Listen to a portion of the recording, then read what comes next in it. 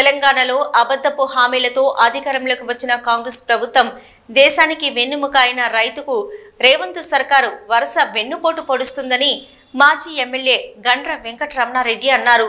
మిర్చి రైతులను ఆదుకోవాలంటూ భూపాలపల్లి జిల్లా రేగొండ మండల కేంద్రంలోని మహాత్మా గాంధీ విగ్రహాన్ని వినతి పత్రం అందించారు. ఈ సందర్భంగా మాట్లాడుతూ కాంగ్రెస్ ప్రభుత్వం రైతులను ఆదుకోవాలని మార్కెట్ ద్వారా ప్రభుత్వమే మిర్చి పంటకు కనీస మద్దతు ధరకు కొనుగోలు చేయాలని డిమాండ్ చేశారు.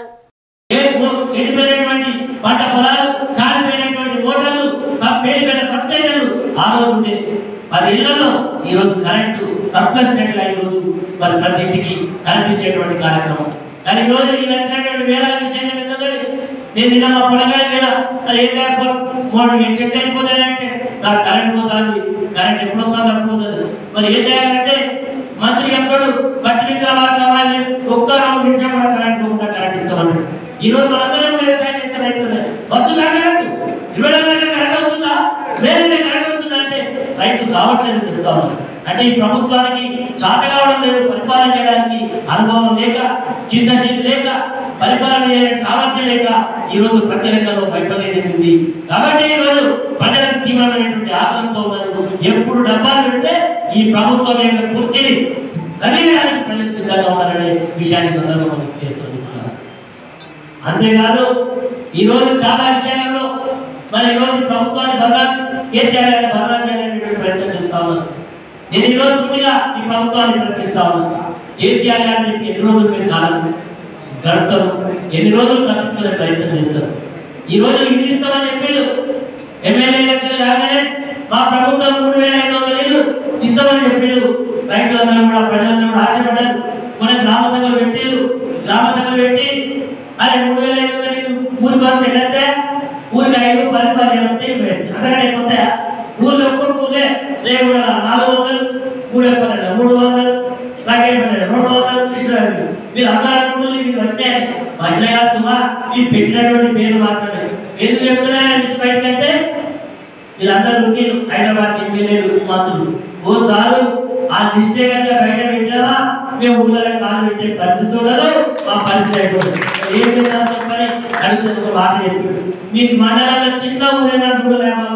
చిన్న ఊరు అంటే ఈరోజు పక్క మండలంలో 400 పల్లె పెట్టాడు, ఈ మండలంలో ఏం పెట్టిండా అది కదా పెట్టిండు. ఏం పెట్టిండు అది పెట్టి ఏదో చదివినట్టు ఇల్లు ఇచ్చినట్టు రైతు మందు పడ్డట్టు రైతు కూలి ఏదో పైసలు పడ్డట్టు డ్రామా కట్టు నడుపుతాం. ఇవన్నీ డ్రామాలు ఇప్పటిదాకా పంచాయతీ ఎన్నికలు, జిల్లా పరిషత్ ఎన్నికలు అయ్యాక డ్రామా. అప్పటిదాకా ఇద్దరు ఇస్తున్నారు, అప్పటిదాకా ఏది ఇస్తున్నారు, అందరికి ఇచ్చినట్టు భ్రమ కల్పించేటువంటి ప్రయత్నం చేస్తామని మిత్రులారా మీరు చెప్పాలి. ఈ ప్రభుత్వానికి నిశ్చయించినట్టు ఉంటే, ఈ ప్రభుత్వానికి ఇండియా కమిట్మెంట్ ఉంటే చదువు శాంక్షన్ ఇస్తూ ఇగో ఈ మండలంలో ఈ గ్రామంలో ఇంతమందికి నువ్వు హామీ పత్రాలు ఇస్తున్నావు, ఇల్లు శాంక్షన్ ఇస్తున్నావు, ఇల్లు కట్టుకోండి. ఇంకో ప్రమాదంగా ఉంది మిత్రులారా, ఆశపడి వీళ్ళు పైసలు ఇస్తారని ఉన్న గుడిసెలు ఇచ్చేది ఉడవికి మీరు ఇల్లు మొదలుపెట్టినంటే బిల్లు కూడా రాదు, బిల్లు వచ్చే పరిస్థితి లేదు. ఇదంతా కమిషనర్ ప్రభుత్వం అయిపోయింది.